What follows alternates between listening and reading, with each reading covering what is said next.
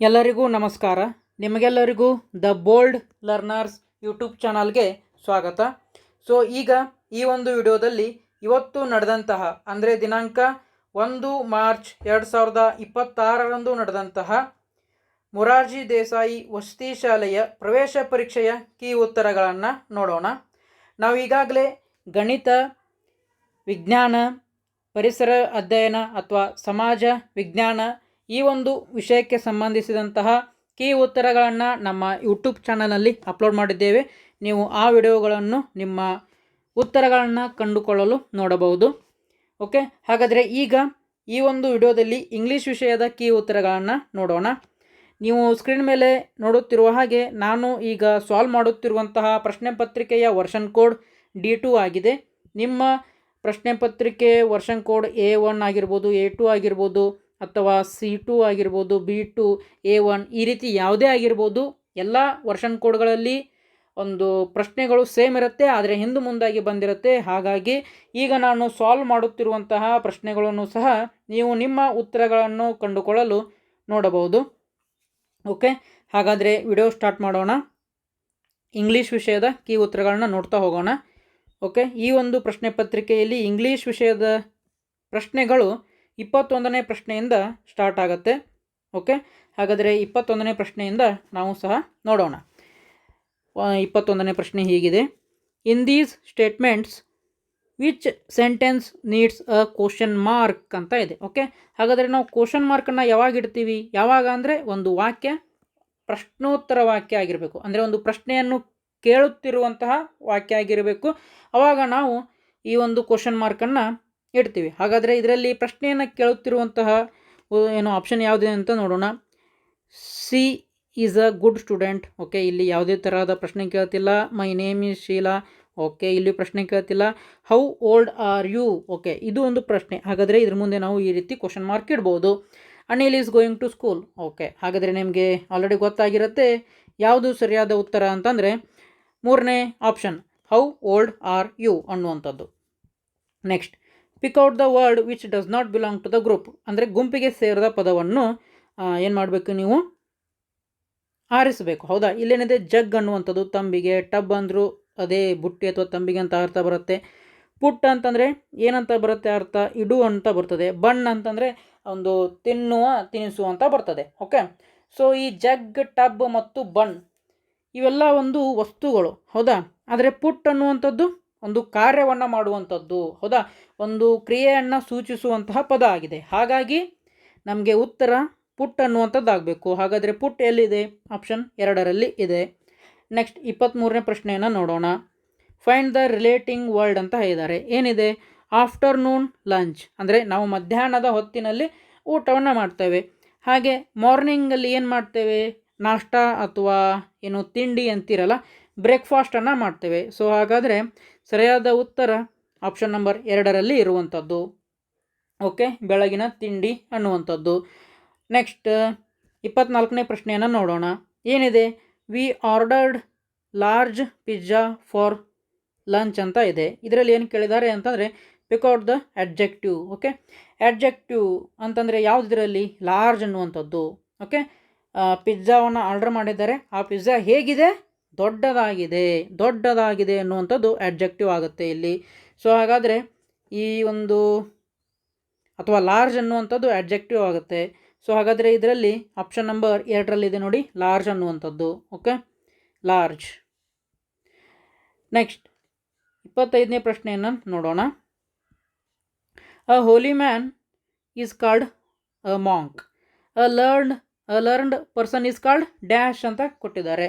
Okay, a learned person is called as scholar ಅನ್ನುವಂಥದ್ದು. Okay, ಈ ಒಂದು ಪ್ರಶ್ನೆ ಎಲ್ಲಿಂದ ಬಂದಿದೆ ಅಂದರೆ ನಿಮ್ಮ ಇಂಗ್ಲೀಷ್ ಪಠ್ಯ ಪುಸ್ತಕದಿಂದ ಬಂದಿದೆ. ಯಾವ ಪಾಠದಿಂದ ಅಂತಂದರೆ ಅ ಗ್ರೇಟ್ ಕೋಚ್ ಮ್ಯಾನ್ ಅನ್ನುವಂಥ ಒಂದು ಪಾಠ ಇದೆ. ಅದರಲ್ಲಿ ಏನು ಶಬ್ದಗಳ ಅರ್ಥ ಅಂತ ಲಾಸ್ಟ್ ಕೊನೆಗೆ ಕೊಟ್ಟಿರ್ತಾರೆ ನೋಡಿ ಪಾಠ ಆದಮೇಲೆ, ಅಲ್ಲಿ ಇದೆ. ಓಕೆ, ನೀವು ಚೆಕ್ ಮಾಡ್ಕೊಳ್ಬೋದು. A learned person is called as scholar ಅಂತ. Okay, next choose the grammatically correct sentence in the given options ಅಂತ ಕೊಟ್ಟಿದ್ದಾರೆ. Okay, Lucy tell us stories every day. Wrong, grammar ತಕ್ಕನಾಗಿ ಇಲ್ಲ ಇದು. Next Lucy is being tells. Wrong. Lucy tells us stories every day. ಹಾಂ, correct. ಅಂದರೆ Lucy ನಮಗೆ ದಿನಾಲು ಕಥೆಗಳನ್ನು ಹೇಳುತ್ತಾಳೆ ಅಂತ, ಇದು ಕರೆಕ್ಟ್ ಇದೆ. Lucy told us stories every day, wrong. So ಹಾಗಾದರೆ ಸರಿಯಾದ ಉತ್ತರ ಯಾವುದು ಅಂತಂದರೆ ಆಪ್ಷನ್ ನಂಬರ್ 3ರಲ್ಲಿ ಇರುವಂಥದ್ದು Lucy tells us stories every day. Next 27ನೇ ಪ್ರಶ್ನೆಯನ್ನು ನೋಡೋಣ. ಓಕೆ, ಬಟ್ 27ನೇ ಪ್ರಶ್ನೆಗೆ ಹೋಗೋದಕ್ಕಿಂತ ಮುಂಚೆ ಒಂದು ಇಂಪಾರ್ಟೆಂಟ್ ನೋಟಿಸ್ ಇದೆ. ಅದೇನಂತಂದರೆ ಆದರ್ಶ ವಿದ್ಯಾಲಯ ನಿಮಗೆ ಗೊತ್ತೇ ಇರ್ಬೋದು. ಓಕೆ, ಈ ಆದರ್ಶ ವಿದ್ಯಾಲಯನೂ ಸಹ ಗೌರ್ಮೆಂಟ್ ಇಂಗ್ಲೀಷ್ ಮೀಡಿಯಂ ಸ್ಕೂಲು. ಈ ಒಂದು ಶಾಲೆಗೆ ಪ್ರವೇಶವನ್ನು ನೀವು ಬಯಸಿದ್ದಲ್ಲಿ ಇದಕ್ಕೂ ಸಹ ಮೊರಾರ್ಜಿ ಶಾಲೆ ಥರನೇ ಪ್ರವೇಶ ಪರೀಕ್ಷೆಯನ್ನು ಬರೀಬೇಕು. ಓಕೆ, ನೀವು ಇನ್ನೂ ಈ ಪರೀಕ್ಷೆಗೆ ಅರ್ಜಿಯನ್ನು ಸಲ್ಲಿಸಿಲ್ಲ ಅಂತಂದರೆ ಒಂದು ಉತ್ತಮ ಅವಕಾಶ ಇದೆ. ಅದೇನಂತಂದರೆ ಈ ಒಂದು ಪ್ರವೇಶ ಪರೀಕ್ಷೆಗೆ ಅರ್ಜಿಯನ್ನು ಸಲ್ಲಿಸಲಿಕ್ಕೆ ಮಾರ್ಚ್ 2ರವರೆಗೆ ದಿನಾಂಕವನ್ನು ವಿಸ್ತರಣೆ ಮಾಡಿದ್ದಾರೆ. ಓಕೆ, ಇವತ್ತು ಎಷ್ಟು ಡೇಟ್? ಮಾರ್ಚ್ 1 ಇವತ್ತು, ಹೌದಾ? ಅಂದರೆ ನಾಳೆನೇ ಕೊನೆಯ ದಿನಾಂಕ. ಅಂದರೆ ಈ ಸದ್ಯಕ್ಕೆ ಈ ವಿಡಿಯೋ ಮಾಡುವಾಗ ಮಾರ್ಚ್ 2 ಕೊನೆಯ ದಿನಾಂಕ ಇದೆ. ಓಕೆ, ಇದೇ ಕೊನೆಯ ದಿನಾಂಕ ಅಂತ ಆಗ್ಬೋದು ಅಥವಾ ಇದನ್ನು ಮುಂದೇನೂ ಹೋಗ್ಬೋದು, ನನಗೂ ಸಹ ಗೊತ್ತಿಲ್ಲ. ಬಟ್ ನೀವೇನು ಮಾಡಬೇಕು, ಆದಷ್ಟು ಬೇಗ ಅರ್ಜಿಯನ್ನು ಹಾಕಬೇಕು. ಓಕೆ, ಈ ಒಂದು ಕೊನೆಯ ದಿನಾಂಕಕ್ಕೆ ನೀವು ಆವಾಗ ವೆಬ್ಸೈಟನ್ನು ಓಪನ್ ಮಾಡಿ ನೋಡ್ಕೊಳ್ಬೋದು. ಓಕೆ, ಸದ್ಯಕ್ಕೆ ಮಾತ್ರ ಮಾರ್ಚ್ 2 ಅಂತ ಇದೆ. ಇನ್ನೂ ಯಾರೋ ಅರ್ಜಿ ಸಲ್ಲಿಸಿಲ್ಲ, ಆದಷ್ಟು ಬೇಗ ಅರ್ಜಿ ಸಲ್ಲಿಸಿ. ನಿಮಗೆ ಒಂದು ವೇಳೆ ಹೇಗೆ ಅರ್ಜಿ ಸಲ್ಲಿಸುವುದು ಅಂತ ಗೊತ್ತಿಲ್ಲ ಅಂತಂದರೆ ನಮ್ಮದೇ ಯೂಟ್ಯೂಬ್ ಚಾನಲಲ್ಲಿ ಸ್ಟೆಪ್ ಬೈ ಸ್ಟೆಪ್ ಪ್ರೊಸೆಸನ್ನು ನಾನು ಎಕ್ಸ್ಪ್ಲೇನ್ ಮಾಡಿದ್ದೇನೆ, ಹೇಗೆ ಅರ್ಜಿ ಸಲ್ಲಿಸುವುದು ಅಂತ. ಆ ವಿಡಿಯೋನ ನೀವು ನೋಡ್ತಾ ನಿಮ್ಮ ಮೊಬೈಲ್ ಅಥವಾ ಲ್ಯಾಪ್ಟಾಪ್ನಲ್ಲಿ ನೀವೇ ಅರ್ಜಿಯನ್ನು ಸಲ್ಲಿಸ್ಬೋದು.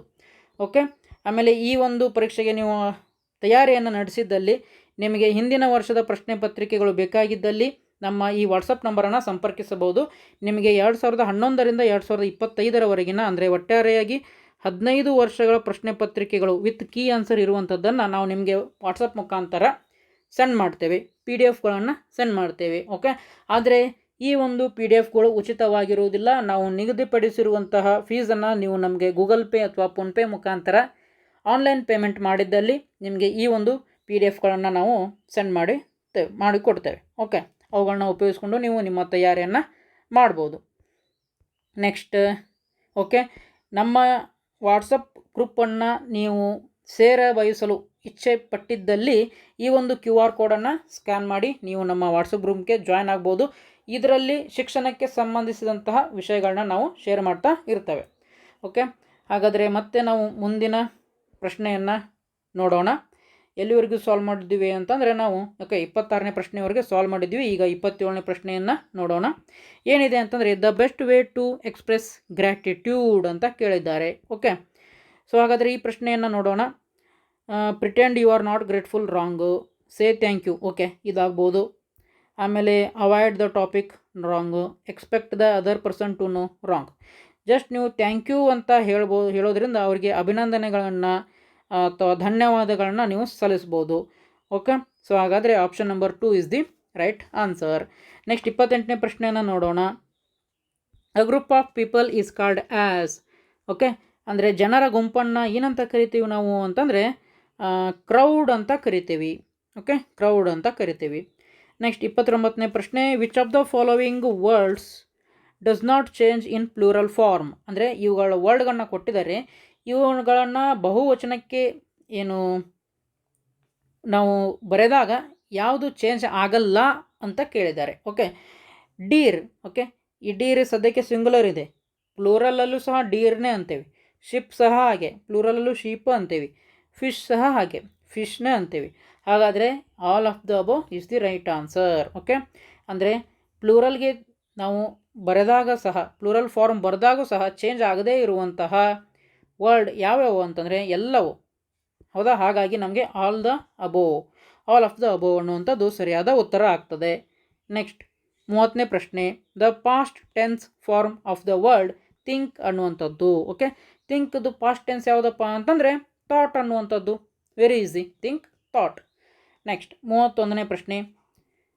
ಇನ್ given options choose the possessive word ಅಂತ ಹೇಳಿದೆ. ಅಂದರೆ ನಂದು ಅನ್ನುವಂಥ ಒಂದು ನಮಗೆ ಮೀನಿಂಗ್ ಬರಬೇಕಿದ್ರಲ್ಲಿ. ಓಕೆ, ಪೆನ್ ಅಂದರೆ ಲೇಖನಿ ಅಂತ ಆಗ್ಬೋದು. 9 ಅಂತಂದರೆ 9. ದೋಸ್ ಅಂದರೆ ಅವರು, ಅವು ಅಂತ ಆಗ್ಬೋದು. ಮೈನ್ ಅಂತಂದರೆ ನನ್ನದು. ಓಕೆ, ಸೊ ಹಾಗಾಗಿ ಪೊಸೆಸಿವ್ ವರ್ಡ್ ಯಾವುದಪ್ಪ ಅಂತಂದರೆ ಇಲ್ಲಿ ಮೈನ್ ಅನ್ನುವಂಥದ್ದು. ಓಕೆ, 32ನೇ ಪ್ರಶ್ನೆಯನ್ನು ನೋಡೋಣ. ಪಿಕ್ out the word which is not an example for feminine gender, ಅಂದರೆ ಸ್ತ್ರೀಲಿಂಗ ರೂಪ ಅಲ್ಲದ ಒಂದು ಏನು ವರ್ಡನ್ನು ನೀವು ಪಿಕ್ ಮಾಡಿ ಅಂತ ಹೇಳಿದ್ದಾರೆ, ನಾಟ್ ಅಂತ. ಹಾಗಾದರೆ ನೋಡೋಣ. ಕ್ವೀನ್ ಅಂತಂದರೆ ರಾಣಿ, ಗರ್ಲ್ ಅಂತಂದರೆ ಹುಡುಗಿ, ಲೇಡಿ ಅಂತಂದರೆ ಮಹಿಳೆ, ವುಮೆನ್ ಅಂತ ಆಗ್ಬೋದು. ಆದರೆ ಪ್ರಿನ್ಸ್ ಅಂತಂದ್ರೇನು? ರಾಜ. ಹೌದಾ? ಅಂದರೆ ಫೆಮಿನೈನ್ ಜೆಂಡರ್ ಅಲ್ಲದ, ಸ್ತ್ರೀಲಿಂಗ ರೂಪ ಅಲ್ಲದ ವರ್ಡ್ ಯಾವುದಪ್ಪ ಅಂತಂದರೆ ಪ್ರಿನ್ಸ್ ಅನ್ನುವಂಥದ್ದು. ಪ್ರಿನ್ಸ್ ಅಂತಂದರೆ ಕಿಂಗ್ ಅಂತ ಅನ್ಕೋಬೋದು, ಓಕೆ, ಅಥವಾ ರಾಜ. ಹೌದಾ? ಸೊ ಹಾಗಾಗಿ option number 1 is the right answer. Next 32ನೇ ಪ್ರಶ್ನೆಯನ್ನು, ಓಕೆ 32ನೇದಾಯಿತು. 33ನೇ ಪ್ರಶ್ನೆಯನ್ನು ನೋಡೋಣ. The opposite word of quit. Okay, quit ಅಂತಂದ್ರೇನು? ನಿಲ್ಲಿಸು, ನನಗೆ ಸಾಕು ಅನ್ನುವಂಥದ್ದು ಒಂದು ಅರ್ಥ ಬರ್ತದೆ. ಸೊ ಹಾಗಾದರೆ ಇದಕ್ಕೆ ಸರಿಯಾದ ಉತ್ತರ ಯಾವುದಪ್ಪ ಅಂತಂದರೆ ಅಪೋಸಿಟ್ ಕೇಳಿದ್ದಾರೆ ಅವರು. ಕ್ವಿಕ್ ಅಂದರೆ ನಿಲ್ಲಿಸು, ಕ್ವಿಟ್ ಅಂದರೆ ನಿಲ್ಲಿಸು ಅಲ್ವಾ? ಹಾಗಾಗಿ ಸ್ಟಾರ್ಟ್ ಅನ್ನುವಂಥದ್ದು ಇದಕ್ಕೆ ವಿರುದ್ಧಾರ್ಥಕ ಪದ ಆಗ್ತದೆ. ನೆಕ್ಸ್ಟ್ 34ನೇ ಪ್ರಶ್ನೆ. Rearrange the following words in the correct order to form a meaningful sentence ಅಂತ ಹೇಳಿದ್ದಾರೆ. ಈ ಒಂದು ಪ್ರಶ್ನೆ ಪ್ರತಿ ಬಾರಿಯೂ ಬರ್ತದೆ. ಓಕೆ, ಫಿಕ್ಸ್ ಇದು. ಯಾರಾದರೂ 4ನೇ ತರಗತಿಯವರು, ಈಗ 5ನೇ ತರಗತಿ ಅಂದರೆ ಮುಂದಿನ ಸಲ ಅದು ಈ ಒಂದು ಮೊರಾರ್ಜಿ ಪರೀಕ್ಷೆ ಬರೆಯೋರಿದ್ದರೆ ಬರೆದಿಟ್ಕೊಂಬೇಡಿ. ಯಾಕಪ್ಪ ಅಂದರೆ ಇದು ಪ್ರತಿ ಸಲ ಬರುವಂತಹ ಪ್ರಶ್ನೆ. ಸೊ ಈ ಪ್ರಶ್ನೆ ಯಾವ ಪಾಠದಿಂದ ಬಂದಿದೆ ಅಂತಂದರೆ, ನಿಮಗೆ ಇಂಗ್ಲೀಷ್ ಪಠ್ಯ ಪುಸ್ತಕದಲ್ಲಿ ಶಬಲೆ ಅನ್ನುವಂಥ ಪಾಠ ಇದೆ. ಅದರಲ್ಲಿ 1ನೇ ಪೇಜ್ನಲ್ಲಿನೇ ಪಾಠದ ಸ್ಟಾರ್ಟಿಂಗ್ನಲ್ಲಿನೇ ಕೆಲವೊಂದು 4 ಕೊಟ್ಟಿದ್ದಾರೆ ನೋಡಿರಿ, 4 ಸೆಂಟೆನ್ಸ್. ಅದರಿಂದ 4 ಅಲ್ಲ 3 ಸೆಂಟೆನ್ಸ್ಗಳನ್ನು ಕೊಟ್ಟಿದ್ದಾರೆ. ಅದರಿಂದ ಒಂದು ಪಕ್ಕ ಬಂದೇ ಬರುತ್ತೆ. ಹಾಗಾದರೆ ಈ ಪ್ರಶ್ನೆಗೆ ಸರಿಯಾದ ಉತ್ತರ ಯಾವುದಪ್ಪ ಅಂತಂದರೆ 3ನೇದು, ಎನಿಮಲ್ಸ್ ಆರ್ ಲಿವಿಂಗ್ ಬೀಯಿಂಗ್ಸ್ ಅನ್ನುವಂಥದ್ದು. Animals are living beings. Okay, 35ನೇ ಪ್ರಶ್ನೆಯನ್ನು ನೋಡೋಣ. ಓಕೆ, ಇದರಿಂದನೂ ಸಹ ಗ್ಯಾರಂಟಿ ಬಂದೇ ಬರುತ್ತೆ. ಓಕೆ, ಈ ಮುಂದೆ ನೀವು ಆದರ್ಶ ವಿದ್ಯಾಲಯ ಪರೀಕ್ಷೆಯನ್ನು ಬರಿತಿದ್ದೀರಾ ಅಂತಂದರೆ ಅದರಲ್ಲೂ ಪಕ್ಕಾ ಬರುತ್ತೆ ಇದು. ಏನಪ್ಪ ಅಂತಂದರೆ match the following with their sounds ಅಂತ ಕೊಟ್ಟಿದ್ದಾರೆ. ಓಕೆ, ಡಾಗ್, ಇದಂತೂ ಎಲ್ಲರಿಗೂ ಗೊತ್ತೇ ಇರುತ್ತೆ. ಡಾಗ್ ಅನ್ನುವಂಥದ್ದು ಬಾರ್ಕ್ಸ್. ಹೌದಾ? ಅಂದರೆ ಸಿ ಏನಾಗಿರಬೇಕು? 4ನೇ ಆಪ್ಷನ್ ಆಗಿರಬೇಕು. ಇಲ್ಲಿ ಸಿ 3ನೇದಾಗಿದೆ, ರಾಂಗ್. ನೆಕ್ಸ್ಟ್ ಇಲ್ಲಿಯೂ ಸಹ ಸಿ 3ನೇದಾಗಿದೆ, ರಾಂಗ್. ನೆಕ್ಸ್ಟ್ ಕ್ಯಾಟದ್ದು ಎಲ್ಲರಿಗೂ ಗೊತ್ತೇ ಇರುತ್ತೆ. ಕ್ಯಾಟ್ ಏನಂತದೆ? ಮ್ಯಾವ್ ಅಂತದೆ. ಸೊ ಹಾಗಾದರೆ ಮ್ಯೂಸ್ ಅನ್ನುವಂಥದ್ದು. ಓಕೆ, ಅಂದರೆ ಬಿ ಏನಾಗಿರಬೇಕು? 5. ಹೌದಾ? ಬಿ ಎಲ್ಲೆಲ್ಲಾಗಿದೆ? 5.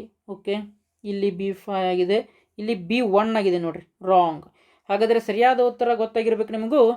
35ನೇ ಪ್ರಶ್ನೆಗೆ ಸರಿಯಾದ ಉತ್ತರ ಆಪ್ಷನ್ ನಂಬರ್ 2 ಅನ್ನುವಂಥದ್ದು. ಎಲ್ಲ ಸಾಲ್ವ್ ಮಾಡ್ತಾ ಕೊಡೋದು ಬೇಡ, ಸುಮ್ಮನೆ ಟೈಮ್ ವೇಸ್ಟ್ ಮಾಡೋದು ಬೇಡ. ಎಕ್ಸಾಮ್ನಲ್ಲೂ ಸಹ ನೀವು ಹೀಗೆ ಮಾಡಬೇಕು. 35ನೇದಾಯ್ತಾ? ನೆಕ್ಸ್ಟ್ 36ನೇ ಪ್ರಶ್ನೆಯನ್ನು ನೋಡೋಣ. Look at the clock and say the time. ಎಷ್ಟಾಗಿದೆ ಇಲ್ಲಿ? 8 ಮತ್ತು 9 ನಡುವೆ ಇದೆ. ಆಮೇಲೆ ಇದು ಇಲ್ಲಿದೆ, ಅಂದರೆ ಇಲ್ಲಿ 30 ನಿಮಿಷಗಳಾಗಿರ್ತದೆ. ಇದು 8 ದಾಟಿ ಹೋಗಿದೆ ಅಂತಂದರೆ ಸುಮಾರು 8:15 ಆಗಿರ್ಬೋದು. ಹಾಗಾದರೆ ಇದನ್ನು ಇಂಗ್ಲೀಷ್ನಲ್ಲಿ ಹೇಗಂತ ಕರಿತೀವಿ ನಾವು ಅಂತಂದರೆ ½ ಅನ್ನುವಂಥದ್ದು. ಯಾವ ಆಪ್ಷನ್ನು? ½ ಅಂತಂತಂದರೆ ½ 8. Okay, 8:15, ½ option 2 is the right answer. Next 37ನೇ ಪ್ರಶ್ನೆಯನ್ನು ನೋಡೋಣ. ಓಕೆ, ವಿಡಿಯೋ ಇಷ್ಟ ಆಗ್ತಿದ್ರೆ ಲೈಕ್ ಮಾಡಿ, ನಮ್ಮ ಚಾನಲನ್ನು ಸಬ್ಸ್ಕ್ರೈಬ್ ಮಾಡಿಕೊಳ್ಳಿ. ಮುಂದೆ ಬರುವಂತಹ ಆದರ್ಶ ವಿದ್ಯಾಲಯ ಪರೀಕ್ಷೆ ಆಗಿರ್ಬೋದು, ಅಲ್ಪಸಂಖ್ಯಾತರ ಪರೀಕ್ಷೆ ಆಗಿರ್ಬೋದು, ಓಕೆ, ನವೋದಯ ವಿದ್ಯಾಲಯ ಪರೀಕ್ಷೆಗೆ ಸಂಬಂಧಪಟ್ಟಂಥ ಅಪ್ಡೇಟ್ಗಳಾಗಿರ್ಬೋದು, ಸೈನಿಕ ಶಾಲೆಗೆ ಸಂಬಂಧಪಟ್ಟಂಥ ಅಪ್ಡೇಟ್ಗಳಾಗಿರ್ಬೋದು, ಓಕೆ, ಇದರ ಬಗ್ಗೆ ನಾವೆಲ್ಲ ಅಪ್ಲೋಡ್ ಮಾಡ್ತಿರ್ತೇವೆ. ಹಾಗೆ ಇದು ಪ್ರವೇಶ ಪರೀಕ್ಷೆಗಳಿಗೆ ಸಂಬಂಧಪಟ್ಟಂತಹ ಕ್ಲಾಸಸ್ಗಳನ್ನ ಸಹ ನಾವು ನಮ್ಮ ಯೂಟ್ಯೂಬ್ ಚಾನಲಲ್ಲಿ ಅಪ್ಲೋಡ್ ಮಾಡ್ತಾ ಇರ್ತೇವೆ. ನೆಕ್ಸ್ಟ್ 37ನೇ ಪ್ರಶ್ನೆಯನ್ನು ನೋಡಿ. ಫೈಂಡ್ ದ ಮಿಸ್ಸಿಂಗ್ ಲೆಟರ್ಸ್ ಅಂತ ಇದೆ. ಓಕೆ, ಇದು ಫೇವ್ರೇಟ್ ಅನ್ನುವಂಥದ್ದು ವರ್ಡ್. ಹಾಗಾದರೆ ಇದನ್ನು ಮಿಸ್ಸಿಂಗ್ ಲೆಟರ್ಗಳು ಎಲ್ಲಿದ್ದಾವೆ ಅಂತಂದರೆ ಆಪ್ಷನ್ ನಂಬರ್ 3ರಲ್ಲಿ ಇದೆ ನೋಡಿ, ಫೇವ್ರೇಟ್. ಓಕೆ, ಮೆಚ್ಚಿನ ಅಂತ ಹೇಳ್ಬೋದು, ಇಷ್ಟದ ಅಂತ ಹೇಳ್ಬೋದು. ನೆಕ್ಸ್ಟ್ 38ನೇ ಪ್ರಶ್ನೆ ಏನಿದೆ ಅಂತಂದರೆ pick out the words with silent letters from the list given below ಅಂತ ಕೊಟ್ಟಿದ್ದಾರೆ. ಇದನ್ನೆಲ್ಲ ಓದ್ತಾ ಕೊಂಡೋದು ಬೇಡ, ನಾವು ಆಪ್ಷನ್ಗಳನ್ನ ಮಾತ್ರ ಕಂಪೇರ್ ಮಾಡೋಣ. ಓಕೆ, ಸೈಲೆಂಟ್ ಲೆಟರ್ ಅಂತ ಇದ್ದಾರೆ. ಇಲ್ಲಿ ಪೇರೆಂಟ್, ಫಾರೆಸ್ಟ್, ವಿಲೇಜ್, ಗ್ರೇಟ್, ಇಲ್ಲಿ ಎಲ್ಲೂ ಸೈಲೆಂಟ್ ಲೆಟರ್ ಬರಲೇ ಇಲ್ಲ. ಪ್ಲಾಂಟ್, ಸ್ಟ್ಯಾಂಡ್, ಡ್ರಿಂಕ್, ಡೆಸ್ಕ್ ಇಲ್ಲೂ ಬರಲಿಲ್ಲ. ಟ್ಯಾಂಕ್, ಮಿಲ್ಕ್, ಟ್ರಸ್ಟ್, ಪಿಂಕ್ ಇಲ್ಲೂ ಬರಲಿಲ್ಲ. ಹಾಗಾದರೆ ಉಳಿದಿರುವಂಥ ಆಪ್ಷನ್ ಯಾವುದು ಇದೆ? Option number 1 wrong, walk, knife, ನೀ. ಯಾಕಂದರೆ ಇಲ್ಲಿ ಕೆ ಸೈಲೆಂಟ್ ಆಯಿತು, ಇಲ್ಲೂ ಕೆ ಸೈಲೆಂಟ್ ಆಯಿತು, ಇಲ್ಲಿ ಎಲ್ ಸೈಲೆಂಟ್ ಆಯಿತು, ಇಲ್ಲಿ ರಾಂಗ್ ಅಂತಂದರೆ ಇಲ್ಲಿಯೂ ಸಹ ಒಂದು ಲೆಟ್ರ್ ಡಬ್ಲ್ಯೂ ಅಥವಾ ಆರ್ ಅದು ಸೈಲೆಂಟ್ ಆಗುತ್ತೆ. ಸೊ ಹಾಗಾಗಿ option number A is the right answer. Wrong, walk, knife, ನೀ ಅನ್ನುವಂಥದ್ದು. 39ನೇ ಪ್ರಶ್ನೆಯನ್ನು ನೋಡೋಣ. Right the words given below in alphabetical order ಅಂತ ಹೇಳಿದ್ದಾರೆ ಡಿಕ್ಷನರಿ ಆರ್ಡರ್ನಲ್ಲಿ. ಓಕೆ, ಡಿಕ್ಷನರಿ ಆರ್ಡರ್ನಲ್ಲಿ ಅಂತಂದರೆ ಎ ಅಂತ ಬಂದಿರೋದು ಮೊದಲನೇ ವರ್ಡ್ ಆಗಿರುತ್ತೆ, ಬಿ ಅಂತ ಬಂದಿರೋದು ಎರಡನೇ ವರ್ಡು, ಸಿ ಅಂತ ಬಂದಿರೋದು ಮೂರನೇ ವರ್ಡು. ಫಾರ್ ಎಕ್ಸಾಂಪಲ್ ಆ್ಯಪಲ್ ಅನ್ನುವಂಥದ್ದು ಮೊದಲೇಗೆ ಬರ್ತದೆ ಡಿಕ್ಷನರಿ ಒಳಗೆ. ಓಕೆ, ಬುಕ್ ಅನ್ನುವಂಥದ್ದು ವರ್ಡ್ ಎರಡನೇಗೆ ಬರ್ತದೆ, ಕ್ಯಾಟ್ ಅನ್ನುವಂಥದ್ದು ಮೂರನೇಗೆ ಬರ್ತದೆ. ಅಂದರೆ ಅಲ್ಫಾಬೆಟ್ ವೈಸ್ ನೀವು ನೋಡ್ತಾ ಹೋಗಬೇಕು. ಓಕೆ, ಆದರೆ ಇಷ್ಟು ಈಸಿ ನಿಮಗೆ ಇಲ್ಲಿ ಕೊಟ್ಟಿಲ್ಲ, ನೋಡೋಣ ಅದನ್ನ. ಎಲ್ಲದರಲ್ಲೂ ಎಮ್ ಎಮ್ ಎಮ್ ಅಂತ ಇದೆ. ಓಕೆ, ನೆಕ್ಸ್ಟ್ ಎರಡನೇದಕ್ಕೆ ಎ ಅಂತ ಇದೆ. ಓಕೆ, ಆಮೇಲೆ ಎನ್ ಎನ್ ಎನ್. ಓಕೆ, ಇಲ್ಲಿ ಎನ್ ಮತ್ತು ಡಿ ಅಂತ ಇದೆ. ಓಕೆ, ಇಲ್ಲಿ ಎನ್ ಇದೆ, ಇಲ್ಲಿ ಡಿ ಇದೆ. ಹಾಗಾದರೆ ಮೊದಲಿಗೆ ನಮಗೆ ಡಿ ಇದ್ದಿದ್ದು ಬರಬೇಕಲ್ವ. ಸೊ ಹಾಗಾಗಿ ಇದು ರಾಂಗ್. ನೆಕ್ಸ್ಟ್ ಮೂರನೇ ಲೆಟ್ರನ್ನು ನೋಡಿ, ಇದು ಮೇಡಮ್ ಇದು ಆಯಿತು, ಇಲ್ಲೂ ಸಹ ಮೇಡಮ್ ಇದೆ. ನೆಕ್ಸ್ಟ್ MAS ಅಂತ ಇದೆ ಇಲ್ಲಿ, ಹೌದಾ. ಎಸ್ ಅನ್ನುವಂಥದ್ದು ಎಷ್ಟನೇ ವರ್ಲ್ಡ್? 19ನೇ ವರ್ಲ್ಡು. ಬಟ್ ಎನ್ ಅನ್ನುವಂಥದ್ದು 14ನೇ ವರ್ಲ್ಡು, ಹೌದಾ. ಸೊ ಹಾಗಾಗಿ ಮ್ಯಾಂಗೋ ಅನ್ನುವಂಥದ್ದು ಮೊದಲು ಬರ್ತದೆ, ಆಮ್ಯಾಗ ಮಾಸ್ಟರ್ ಬರ್ತದೆ. ಹಾಗಾಗಿ ಆಪ್ಷನ್ 2 ಸಹ ರಾಂಗ್. ಸೊ ಹಾಗಾದರೆ ಸರಿಯಾದ ಉತ್ತರ ಯಾವ್ದು ಬಂತು ನಮಗೀಗ? Option 4, madam, mango, marriage, master ಅನ್ನುವಂಥದ್ದು. ಓಕೆ, ಈ ರೀತಿಯಾಗಿ ನೀವು ಎಕ್ಸಾಮ್ನಲ್ಲಿ ಸಹ ಇದೇ ಮೆಥಡನ್ನು ಫಾಲೋ ಮಾಡಬೇಕು.